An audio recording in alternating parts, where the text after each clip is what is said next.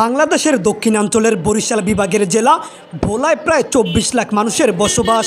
তবে ৩,৪০৩ বর্গ কিলোমিটার আয়তনের এই জনপদের চারপাশে শুধু অথই পানি। ভোলার প্রায় ২৪ লক্ষ মানুষের জন্য চিকিৎসা সেবার একমাত্র ভরসা ২৫০ শয্য জেনারেল হাসপাতাল, যেখানে প্রতিদিন হাজার হাজার মানুষ চিকিৎসা সেবা নিতে আসে।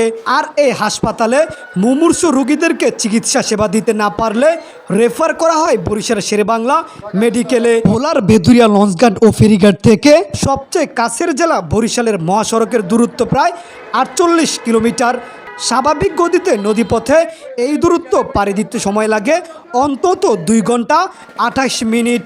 ফলে মুমূর্ষু রোগীর উন্নত চিকিৎসা কিংবা স্বজনের টানে ঘরে ফেরা ভোলাবাসীর কাছে সবই যেন এক কঠিন পরীক্ষা। আসলে ভোলা বরিশাল সেতু হচ্ছে ভোলার মানুষের একটি প্রাণের দাবি।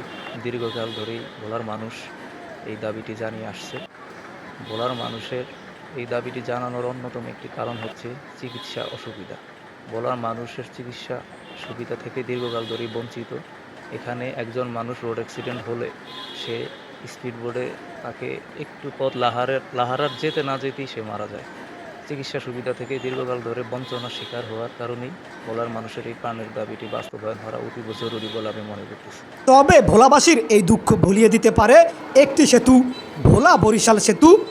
বরিশাল ভোলার মধ্যে সম্ভাব্য এই সেতু হলেই বাংলাদেশের সড়ক নেটওয়ার্কে যুক্ত হতে পারে ভোলা জেলা, যা এই জেলার মানুষের যাতায়াতে নতুন দিগন্তের উন্মোচন করবে।